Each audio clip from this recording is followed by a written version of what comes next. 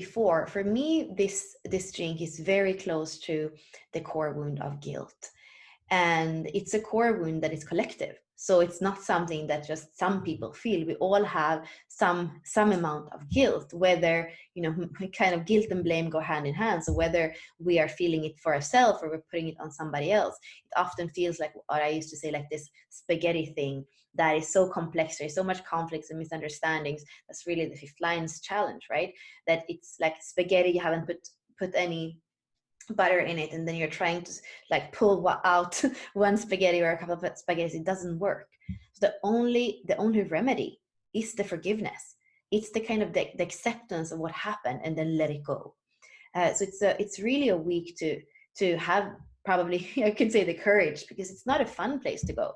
The fifth line is a powerful line. So everywhere when we go into this archetype of the fifth line, we are going to go into themes that can either cut our leadership or can propel us into our leadership and make us step up to that, right? And since I could also feel like this is a week where somehow could be easy to go mental. And the fifth line, right, is also mental. So to really look at what is your mind, like how much are you a slave under your mind? And do you tend to overthink or become paralyzed? What is the indecision? Because that can happen also when we think about the 63, that is part of the circuitry, that is like doubting and overthinking and doesn't come to peace, doesn't come to a place of feeling like the mind stops, right? It's also about mental pressure to understand.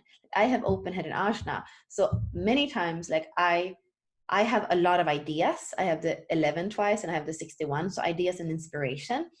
And sometimes I don't understand something and it inspires me. I'm like, wow, there's more to understand here.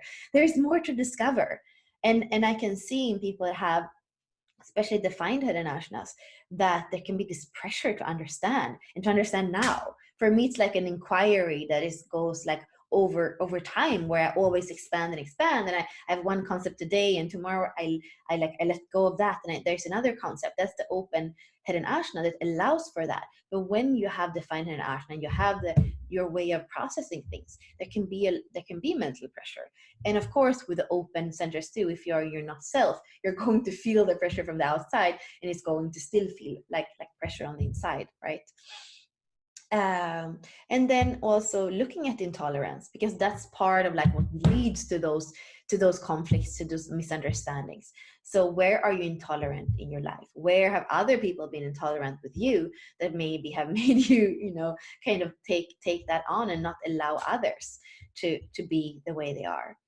And then, I mean, a little bit about the fourth line core wound too, because that's about closing your heart and to not be able, like, even if you can forgive, like even if it's going to be a different flavor, to live with a guarded heart is something that is horrible. I have a fourth line core wound, so it can also be looking at that. Where are you still guarding? Like, where are you still living with that heart that hasn't completely forgiven? So whatever expression your non-forgiveness take, what is your next step to open more? And even what does true forgiveness look like? Sometimes you're even too fast to forgive, and have we really done it, or are we just too fast to do it? Was the body with us? Has it integrated it? Like, it's easy to kind of just like jump out of the wound and say, oh, I've forgiven. No, have you really sat with it so that the shadow and the pain and whatever was there can integrate or clear or activate something else in you?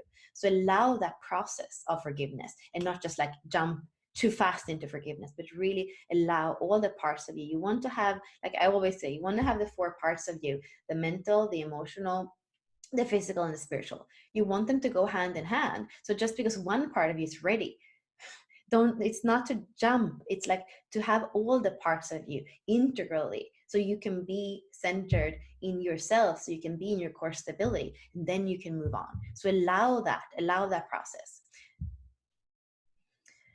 So I will be back next week in the 29, and we're going to speak about devotion and tantra. So until then, I'm wishing you a really good week.